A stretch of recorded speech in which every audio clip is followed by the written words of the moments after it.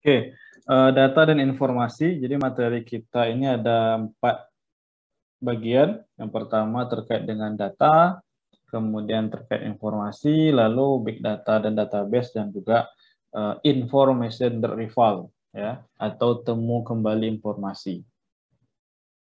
Oke, yang pertama kita bahas data dulu, ya. Nah, data ini sebenarnya data ini sekarang itu dia disebutkan dia punya nilai, ya, nilai data dari dunia yang selalu terhubung atau terkoneksi.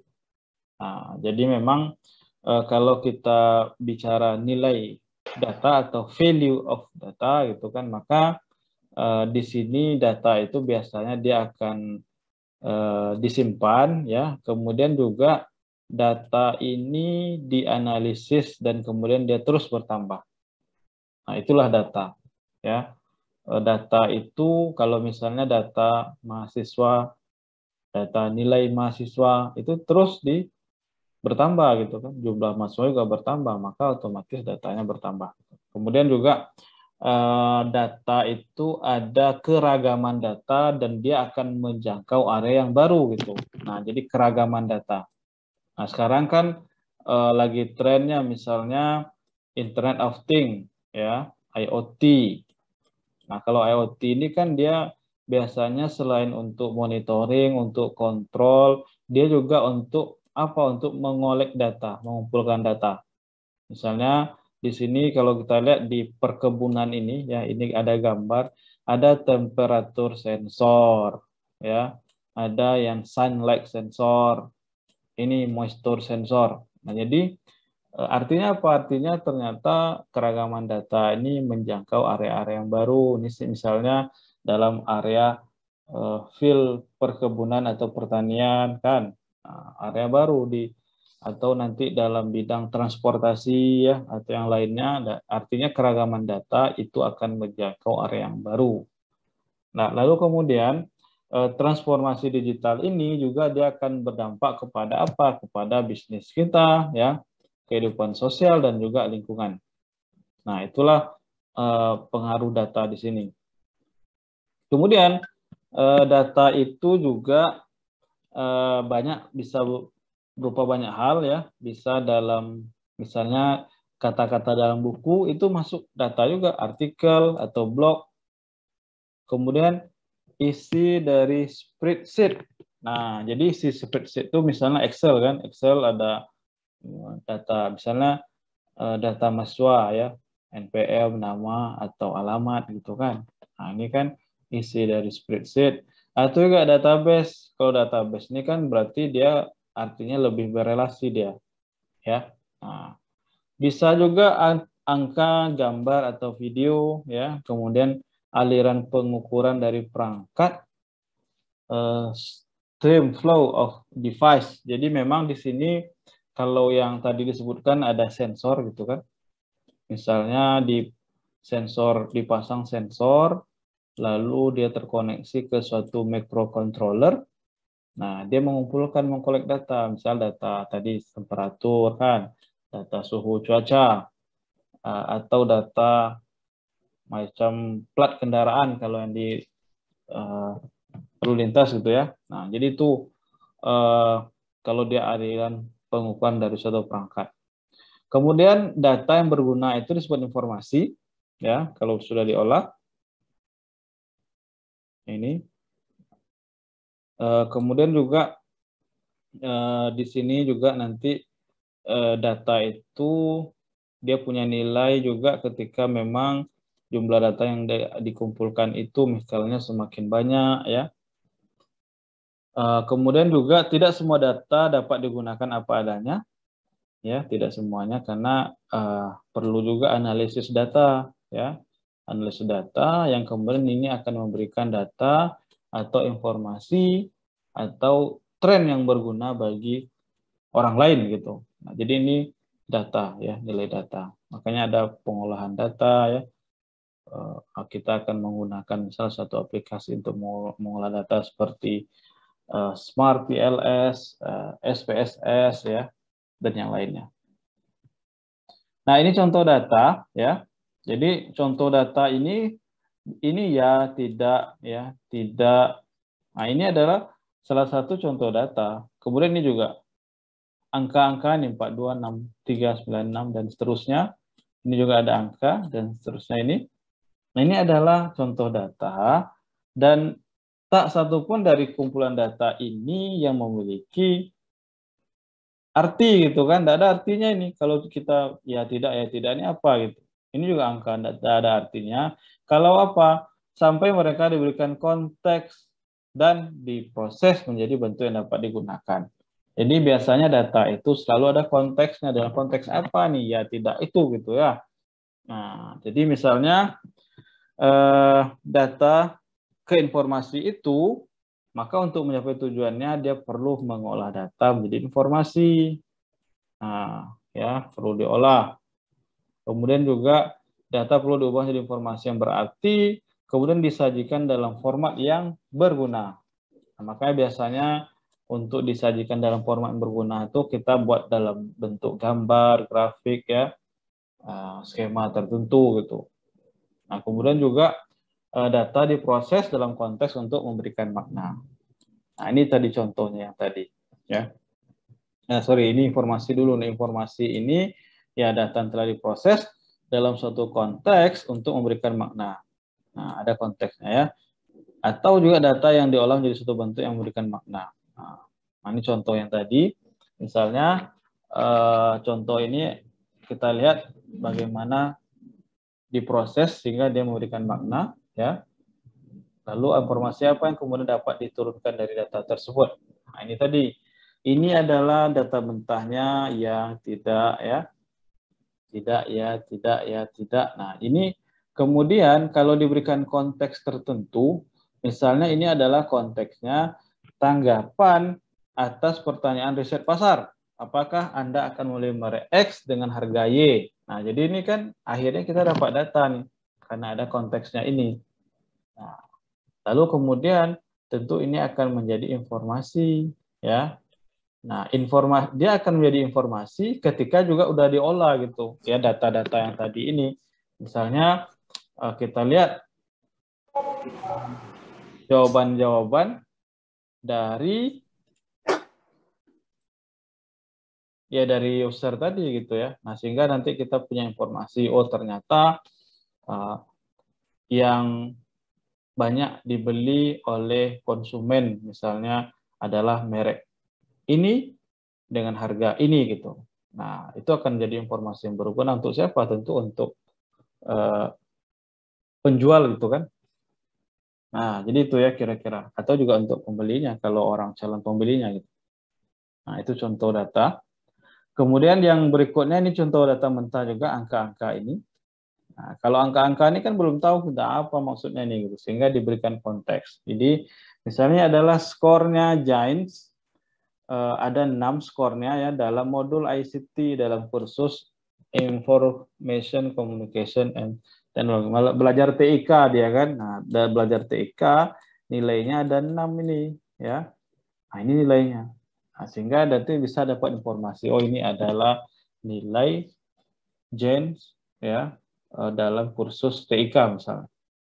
Nah, jadi itu yang tentu kalau diproses lagi nanti kita bisa tahu berapa rata-ratanya gitu kan. Nah, atau ditampilkan, disajikan dalam bentuk grafik, oh ternyata Gen ini nilainya dia meningkat ya. Meningkat dari 42, 63, 96 ini nurun lagi gitu kan. Nah, jadi itu kira-kira ya informasinya yang bisa dilihat. Kemudian data misalnya nih, ada data yang angka ini. Nah, ternyata konteksnya apa? Konteksnya misalnya ini adalah pembacaran meter air pelanggan sebelumnya dan saat ini. Nah, sehingga nanti apa informasinya? Tentu informasi kalau diproses jadi misalnya jumlah tagihan meteran airnya gitu ya. Ini contoh data. Nah, kemudian data itu dia bisa tumbuh secara eksponensial ya. Eksponensial berarti datanya meningkat lah grafiknya seperti ini. Walaupun ada dua jenis dia linear. Linear itu biasanya kan yang garis lurus seperti ini ya. Jadi biasanya yang pertumbuhan eksponensial itu yang lebih dramatis, artinya yang lebih banyak lah gitu kan. Misalnya ini doubling amount saved. Nah, ini orang nyimpan nih ya, jumlah simpanannya setiap bulan gitu ya. Atau ini global mobile data traffic. Nah, ini kan meningkat eksponensial.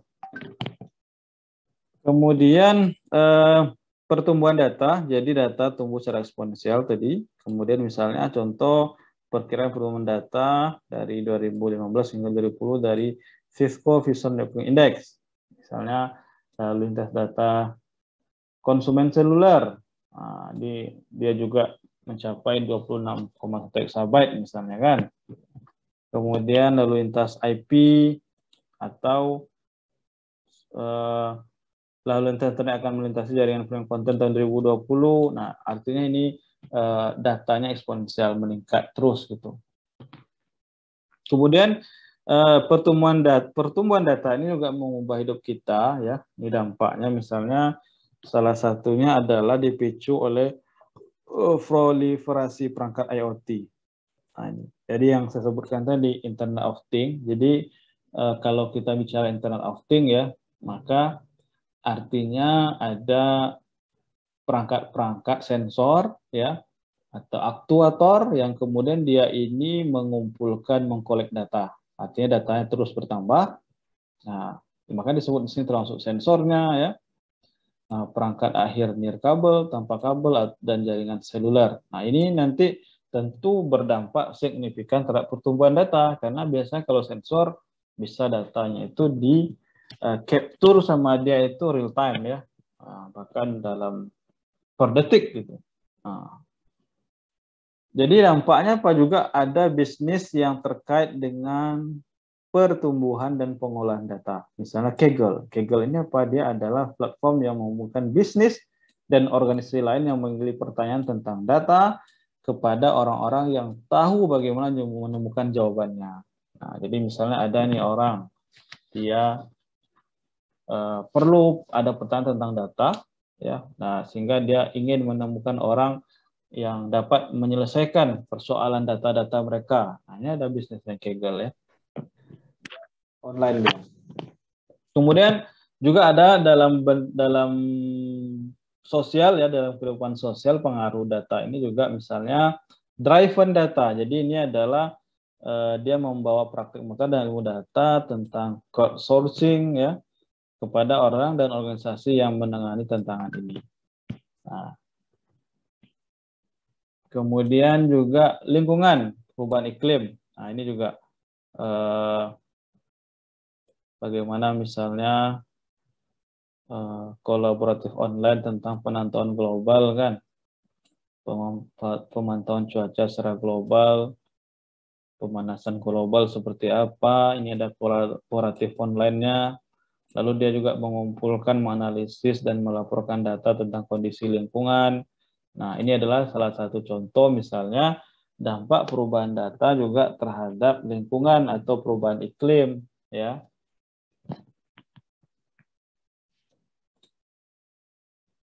Kemudian yang terkait dengan big data, data dan big data. Jadi memang ada istilah tren saat sekarang ini, salah satunya di dalam bidang teknologi informasi dan komunikasi itu adalah big data. Jadi di big data itu artinya adalah data yang sangat luas ya, kemudian dia cepat perkembangannya dan juga kompleks sehingga dia menjadi tidak mungkin disimpan, diproses dan dianalisis menggunakan aplikasi dan analisis data tradisional. Nah, jadi artinya apa? Ini tidak cukup misalnya data ini disimpan dalam sebuah komputer yang seperti yang biasa kita gunakan, tapi dia biasanya disimpan dalam sebuah server ya atau superkomputer ataupun dalam cloud computing. Nah, kenapa? Karena datanya banyak sekali ya. Artinya dia sifatnya luas. Kalau yang sifatnya kecil ya, ruang lingkup skala kecil, misalnya data kita di kampus kan itu masih skala kecil kan, data UIR misalnya, berarti data mahasiswanya, data nilai, data dosen gitu kan. Nah, tapi kalau sudah big data, berarti banyak ya, beragam datanya banyak gitu. Nah, bahkan data kota, data negara, bahkan data dalam satu dunia ini bisa disimpan di situ gitu. Maka ini yang disebut dengan big data. Karakteristiknya apa? Nah, ingat 4V gitu kan, volume itu jumlah datanya. Kemudian velocity ini terkait dengan kecepatan data yang dihasilkan. Kemudian variety, ragam datanya makin banyak ya. Mulai dari tadi ada data dalam bidang pertanian, data dalam bidang pendidikan, pelayaran, transportasi, dan semuanya. Sehingga ragam datanya lebih banyak. Kemudian veracity ini kebenaran. Jadi dia mencegah data yang tidak akurat merusak kumpulan data. Kemudian di sini berapa banyak data yang disebut dengan big data, maka menurut Paul Zikopoulos dari IBM menyatakan bahwa dibutuhkan setidaknya 200 hingga 600 terabyte untuk memenuhi syarat dipanggil sebagai big data ya. Nah, itu. Kemudian ada istilahnya open data dan private data. Ini maksudnya adalah kalau open data ini dia menggambarkan sebagai konten, informasi, atau data apapun yang bebas untuk digunakan. Kata kuncinya apa? Dia free atau open source ya. Nah, bebas digunakan, kemudian apakah digunakan kembali atau didistribusikan kembali tanpa batasan hukum, teknologi atau sosial apapun. Ini open data ya. Nah, biasanya ya banyaklah macam data ini kan. Bisa data, kalau saya dulu penelitian di bidang biometric security, itu data-data sidik jari gitu kan dikumpulkan oleh lembaga tertentu, itu bebas didistribusikan, memang sudah diizinkan itu data sidik jarinya ya untuk penelitian. Nah, digunakan, didistribusikan. Nah, jadi itu open data. Sedangkan private data, data yang terkait dengan ekspektasi privacy dan diatur oleh negara. Ini ada privasinya ya, atau mungkin ada data rahasia kan, seperti data nasabah bank itu kan, atau data-data militer kan, biasanya itu adalah data-data yang memang private sifatnya ya. Kemudian ada istilahnya data yang terstruktur dan data yang tidak terstruktur. Apa tuh data yang terstruktur? Itu data yang bisa dimasukkan dan diarsipkan di tempat yang tetap dalam file atau catatan. Nah, jadi dia terstruktur gitu ya. Kemudian ya bisa mudah dimasukkan ya, dientrikan, diklasifikasikan, ditanyakan, dan dianalisis. Nah, contohnya apa? Misalnya ia menggunakan database ataupun spreadsheet relasional. Jadi dia macam ada relasi gitu kan.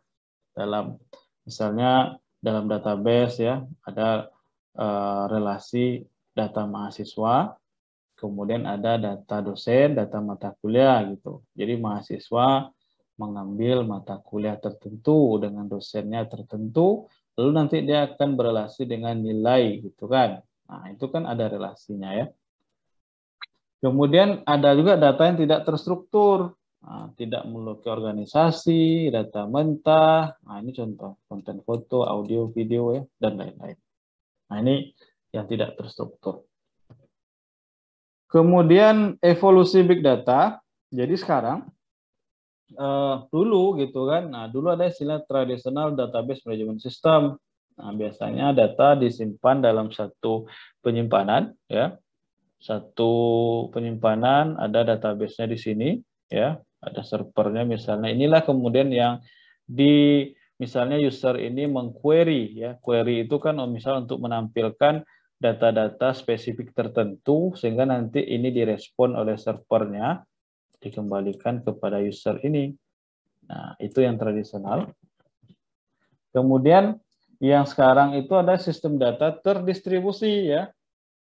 Terdistribusi ini sebutkan di sini di seluruh sumber daya yang independen yang digabungkan secara horizontal untuk mencapai skalabilitas yang diperlukan untuk processing kumpulan data ekstensif yang efisien. Maka di sini kalau kita lihat kan dia independen. Nah, ini sumber daya independen, kemudian dia digabungkan. Ini kan sumber daya independen nih. Nah, dia ya, storage ini. Lalu digabungkan di sini di big data infrastrukturnya ini. Nah, biasanya nih untuk komputasi dan cloud ya, solusi komputasi di tempat dan juga cloud computing. Ini yang infrastruktur data center ya, data center. Nah, ini yang tradisionalnya yang di atas. Kemudian ada lagi yang manajemen basis data ini, ada teknologinya. Gimana caranya? Ada yang istilahnya basis data flat file. Artinya ini dia menyimpan catatan dalam satu file tanpa struktur hierarkis. Contohnya spreadsheet, Microsoft Excel contohnya ya. Ini kan dia nyimpan satu file aja. Misalnya di sini ada nomor ya, ada ID-nya, tahun kan. Nah, ada kode-kode, ada angka-angka di sini. Nah, itu flat dia, karena dia dalam satu file tanpa struktur hierarkis.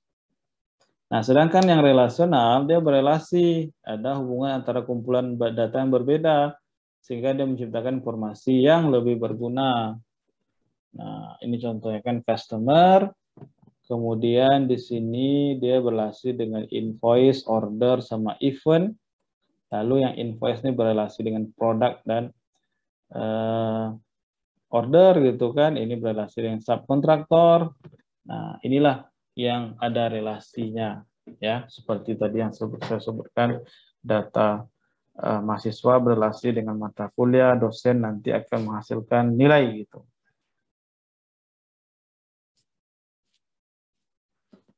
Kemudian teknologinya, jadi teknologinya berkembang. Ya dulu di awal-awal ada istilahnya sistem manajemen basis data relasional. Ya, kalau dalam bahasa Inggrisnya itu DBMS, Database Management System. Ya, kalau ditambahkan R-nya berarti ada relasional. RDBMS-nya ini Relational Database Management System. Ya, ini adalah ya ibaratnya yang dulu gitu kan. Sekarang kan ada big data ya. Ya. Ada big data sekarang. Maka sekarang ada perkembangan istilahnya Hadoop. Hadoop Distributed File System, ADFS. Ini adalah sistem file terdistribusi ya. Nah, untuk menangani volume data yang besar. Ini Hadoop yang terbaru. Ada lagi struktur database NoSQL. Nah, ini dibuat untuk membuat desain database yang lebih sederhana dengan lebih cepat. Nah, biasanya untuk web nih, aplikasi web. Kemudian ada lagi SQLite ya, mesin database SQL sederhana dan mudah digunakan. Ini adalah merupakan database yang paling banyak digunakan di dunia. Ini SQLite. Nah, itu yang terkait dengan data, ya, informasi, big data. Nah, sekarang kita lihat yang sedikit tentang ini, information retrieval, sistem temu kembali informasi. Oke, jadi konsep dasarnya adalah seperti ini. Dokumen itu, kalau dokumennya memang tidak beraturan ya penyimpanannya, gitu. Nah, ini akan menyulitkan untuk tentu mencari kembali, gitu kan, untuk mengelompokkannya. Nah, jadi maka di sini perlu penyimpanan yang terorganisasi. Nah, ini kalau kita bicara fisiknya ya seperti ini kan, fisik lembaran-lembaran kertas-kertas ini kan data ya. Lalu kalau diarsipkan seperti ini, ya lebih rapi gitu ya. Nah, tapi kalau bicara database, ya yang ada relasi misalnya ini database mahasiswa, nama buku, pengarangnya. Nah, ini yang datanya terstruktur tadi kan. Ada yang tidak terstruktur juga. Nah, seperti ini. Nah, jadi misalnya kalau dalam digital library ya, nah, jadi nanti di sini kalau kita bicara information retrieval, jadi misalnya kita akan melakukan pencarian, misalnya kita akan mencari data thread retrieval gitu kan. Nah, jadi ini terkait dengan data ataupun information retrieval. Nah, ini data retrieval ya. Misalnya di searching di mesin pencari Google. Kemudian ada istilahnya database retrieval dan information retrieval. Nah, jadi kita lihat kalau yang database ini berarti biasanya dokumen mana yang mengandung himpunan keyword ya. Jadi nanti kan kalau kita biasa nyari dokumen kan, kalau di dalam komputer itu dalam sistem itu nanti biasanya kan ada keyword-keyword yang kita gunakan sehingga muncullah dokumen yang kita cari. Misalnya kita mau mencari tentang jumlah korban meninggal COVID-19 tahun 2020 misalnya. Jadi nanti akan muncullah dokumen yang terkait dengan keyword yang kita cari gitu kan. Nah, kemudian juga di sini ada aturannya semantik didefinisikan dengan baik. Jadi maksudnya makna bahasanya itu tadi didefinisikan dengan baik sehingga datanya itu muncul yang sesuai dengan yang kita inginkan gitu ya. Kalau ada error dari suatu objek itu juga akan bisa mengakibatkan kegagalan. Nah, sedangkan yang information retrieval itu biasanya informasi mengerti suatu subjek atau topik ya. Nah, di sini semantik dapat bisa lepas, jadi makna bahasanya lebih longgar daripada yang database retrieval tadi. Nah, kemudian error yang kecil itu ditoleransi di dalam information retrieval ini. Nah, ini pengertian IR ya. Jadi biasanya pencarian materi, biasanya dokumen, dari suatu yang sifatnya tak terstruktur, ya, untuk memenuhi kebutuhan informasi dalam koleksi besar, biasanya disimpan dalam komputer. Nah, jadi kita biasanya nyari dokumen ya, apakah dia sifatnya yang tak terstruktur tadi, untuk apa? Untuk memenuhi kebutuhan kita. Di mana dia dalam koleksi komputer ya, dalam sistem komputer lah, misalnya dalam database, dalam search engine di Google gitu kan. Nah, itu kan sebenarnya kita nyari di antara berbagai banyak komputer di dunia ini yang terhubung ke internet ya. Nah, itu. Kemudian representasi, penyimpanan, organisasi, pencarian, dan akses ke item informasi untuk memenuhi kebutuhan informasi pengguna. Jadi intinya ya dia mewakili ya penyimpanan, organisasi, pencarian, dan akses ke item informasi untuk apa? Untuk kebutuhan informasi usernya.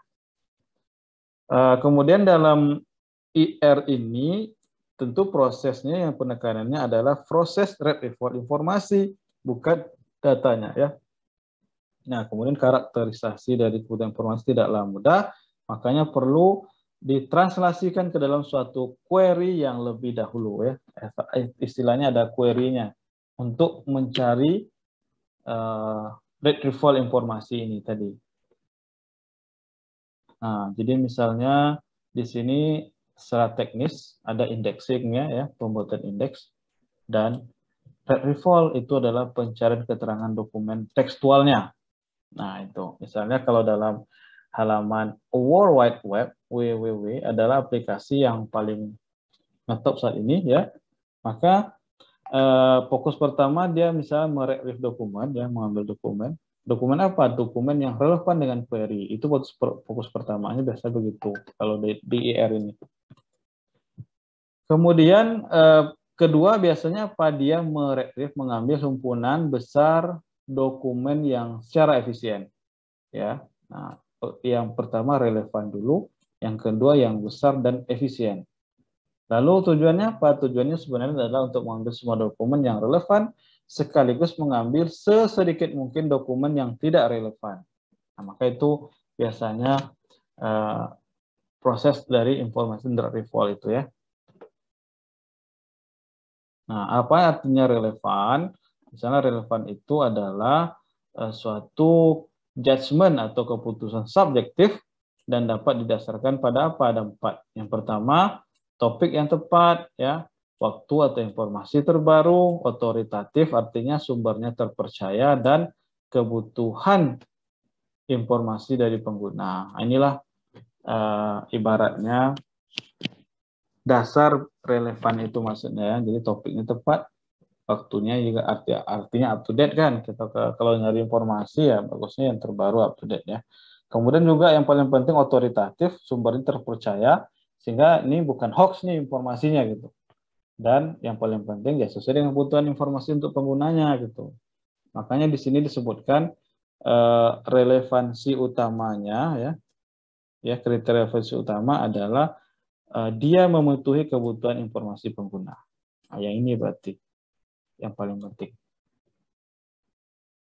Ini misalnya sistem informasi internet default. Ya, misalnya nih dokumen yang akan dicari kan. Ini sistem IR-nya. Lalu ada query string-nya. Nah, dari query string inilah nanti muncul ranking dokumen yang kita cari itu. Ya, mana yang paling relevan. Ini contohnya juga kalau dalam apa ya. Di sini user interface-nya, ini database-nya, tag database yang mau kita cari itu. Misalnya di sini ada text operation kita, ya. Lalu untuk operasi teks, lalu di sini ada query kita, ya. Setelah kita ketikkan query, maka dia searching kemana ke sini. Dia di sini ada indexing, gitu kan. Maka diindeks sama dia, maka di-ranking lah misalnya dokumen yang akan kita dapatkan ke user interface ini, gitu. Ini terkait dengan pencarian keyword kan, misalnya yang sederhana ya dan relevan, misalnya dia menggunakan kata demi kata, atau misalnya ya, berapa sering kata yang dalam query muncul dalam dokumen tanpa melihat urutannya. Nah itu sebenarnya ya contoh-contoh penggunaan keyword yang kita gunakan untuk pencarian. Nah, misalnya juga ada masalah dengan keyword ini ya, mungkin tidak perlu meretrieve dokumen yang relevan yang menyertakan sinonim. Nah, misalnya restoran dengan kafe atau ini ya, ini sinonim dan ini sebenarnya. Jadi mungkin dia akan mengambil dokumen yang tak relevan. Atau juga menyertakan term yang ambigu, misalnya bed. Bed ini kan dua makna, bisa baseball atau mamalia. Atau Apple, Apple-nya juga apakah perusahaan yang Apple itu atau Apple dari maknanya adalah buah-buahan. Atau bit, bit ini bisa unit data atau dalam bahasa Inggris artinya menggigit gitu ya. Nah, jadi itu masalah dengan keyword juga akan berbeda maknanya gitu kan. Nah, maka ini harus kita pastikan. Kemudian keyword ini ya ini kan didiskusikan ya dasar-dasarnya. Yang jelas memang bahas pada keyword ini dia fokus pada perluasan dan pengembangan terakhir untuk mendapatkan hasil terbaik. Di sini juga ada dasarnya ya tentu ada algoritma ya dan kemudian dasar. Nah, ini untuk perbaikan terkait dengan keyword dalam informasi retrieval ya. Nah, jadi sekarang juga istilahnya ada informasi retrieval cerdas. Di sini dia biasanya memanfaatkan pengertian atau makna dari kata yang digunakan. Nah, bahkan di sistem itu udah begitu, misalnya dia bisa merupakan urutan kata di dalam query, ya diurutkan sama dia, misalnya kita ketik satu urutan yang salah, bisa dibantu diurutkan yang benar gitu. Atau juga beradaptasi dengan pengguna berdasarkan feedback, ya langsung ataupun tidak langsung di sistem itu, atau juga bisa memperluas pencarian dengan term terkait, ya atau juga misalnya untuk pemeriksaan ejaan atau perbaikan. Jadi kalau misalnya kita ketik kan, sekarang kan ya rata-rata dia muncul tuh, misalnya kita ketik yang salah, dia betulin tuh yang betulnya apa kata-katanya gitu. Nah, jadi ini IR yang cerdas ya. Kemudian perkembangan IR ini ya untuk klasifikasi dokumen, clustering ya, peringkatan teks, dan juga untuk question answering system. Nah, jurnal, portal jurnal nih ya. Nah, bisa untuk digunakan untuk pencarian juga nih seterusnya. Nah, misalnya kita coba yang paling di Scholar google.com nanti mencari, biasanya kan kita nyari artikel jurnal kan kemudian nyusun deskripsi itu.